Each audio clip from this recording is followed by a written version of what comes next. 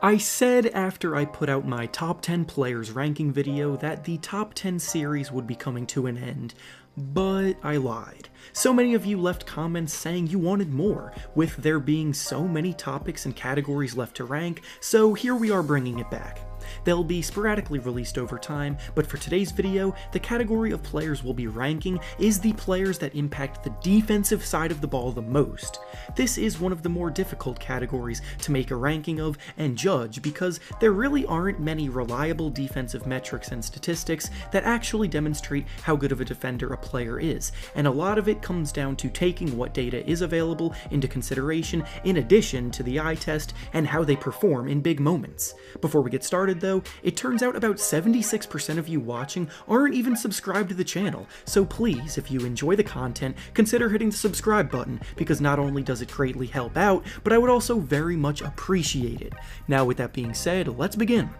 Before we get into the top 10, I wanted to first discuss some honorable mentions that just missed the cut, and the players that fall into this category are Jonathan Isaac, Patrick Beverley, Jrue Holiday, and Robert Covington.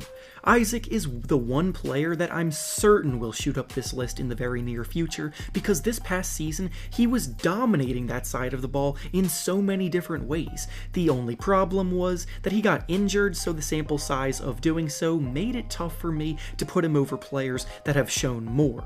Beverley and Holiday are two of the very best perimeter defenders in the league, but both had somewhat down years and come up just short at the moment. As for Covington, he really is a jack-of-all-trades defensive player who can genuinely hold his own against almost any position. He causes havoc with his long arms by getting deflections at a near league-leading rate every season, and his versatility helped the Rockets run lineups without any true big men in it. And now, to start at the bottom of the list and work our way up to the number 1 spot, we have PJ Tucker of the Houston Rockets. The Rockets ran a system this year that raised the eyebrows of pretty much everybody that even remotely follows the sport, being that they completely abandoned big men in their rotation.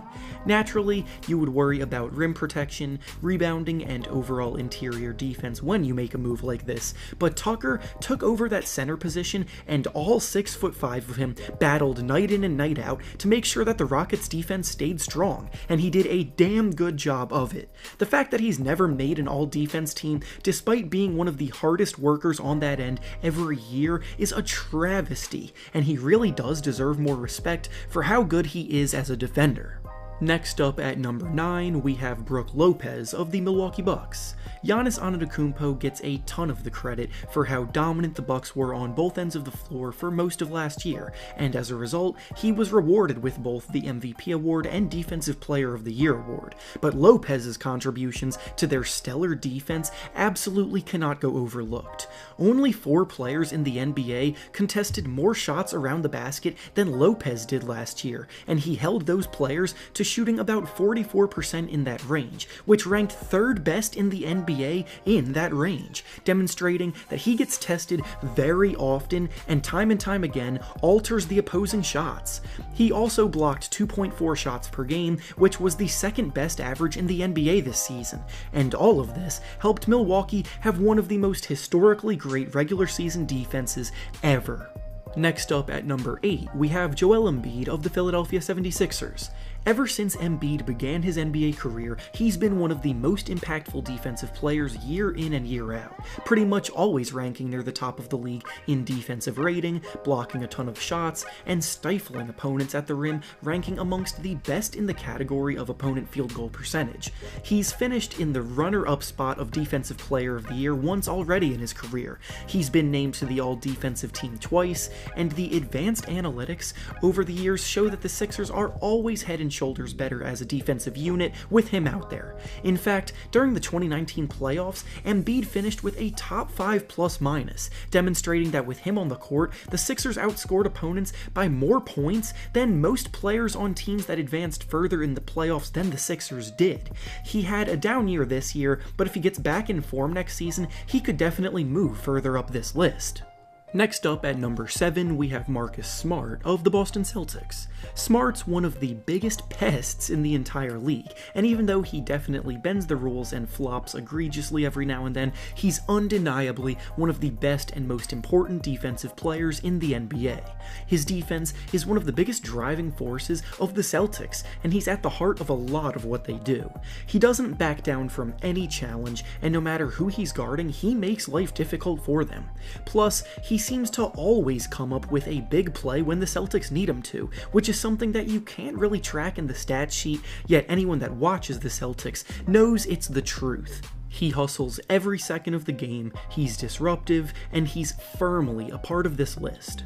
Next up at number 6, we have Rudy Gobert of the Utah Jazz. This is definitely going to seem low for a player that has won 2 of the last 3 Defensive Player of the Year awards, but while his regular season impact is always undeniably elite, it really hasn't ever translated to the postseason, which is something that we simply cannot ignore. Every single metric and analytic loves Gobert, and in the regular season, his impact is without a doubt near the top of the NBA, but in the playoffs, we've seen him get taken advantage of time and time again, and it comes down to his inability to hold his own with opponents outside of the paint. He's a rim protector through and through, but when he's tasked with guarding someone that brings him out of the paint, he's been abused twice by the Houston Rockets before this season, and this season by the Nuggets that were led by Nikola Jokic, who is a big man that plays both inside and out. He's still a really great defender easily, but playoff struggles hurt his ranking. Up next at number 5, we have Bam Adebayo of the Miami Heat. Bam had one of the biggest emergences in the entire league last season, and he did it on both ends of the floor. Defensively, he was at the center of a lot of what made Miami so good, and he's by no means a traditional big defender that protects the rim. Yes, he's definitely a very good rim protector, but what elevates him to the elite tier for me is the fact that he can seamlessly switch on to players at almost any position of any size, and because of his terrific lateral quickness, reflexes, and instincts, he can shut them down. Versatility is the name of the game nowadays, and Bam represents everything teams want from someone his size here. If he keeps it up, he has a chance to be the best defensive player in the game one day, but for now, he's in the top 5. Next up at number 4, we have Ben Simmons of the Philadelphia 76ers. Ben's a player who was always good on defense in his career, but this year he turned things up a notch and made his mark at an absolutely elite rate. When you think of a lockdown defender, you usually think of a guy who, no matter what, is defending the opposing team's best player, and Ben Simmons is exactly that this season.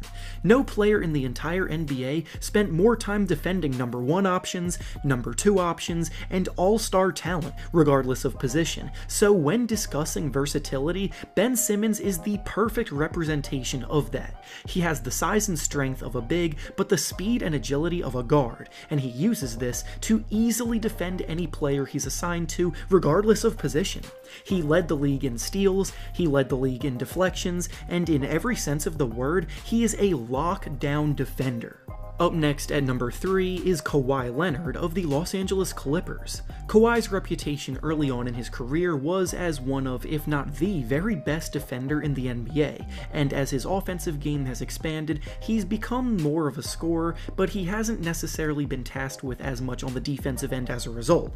But when the time comes for him to lock up on defense, he's still very much one of the best defenders in the league that he has to offer. He earned the nickname The Claw because of how much he would pester opponents with his big hands and long arms, poking balls away and causing havoc for ball handlers.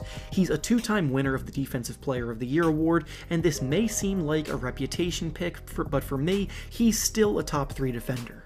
Up next at number 2, we have Giannis Antetokounmpo of the Milwaukee Bucks. Giannis is a special talent who impacts both ends of the floor at an elite level, and he was this season's Defensive Player of the Year. He has terrific instincts as a help defender blocking shots, he too has the ability to defend almost any position comfortably, and most importantly, he was the best defender on the number 1 defense in the league this season.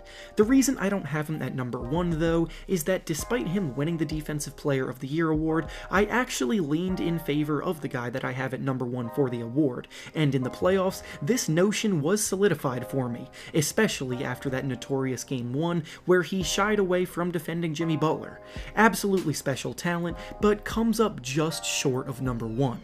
And now, at number 1 on this list of the best defenders in the NBA, we have Anthony Davis of the Los Angeles Lakers. The Lakers' success was built around their defense, leading them all the way to a championship victory, and Davis was at the center of it all, protecting the rim at an elite level.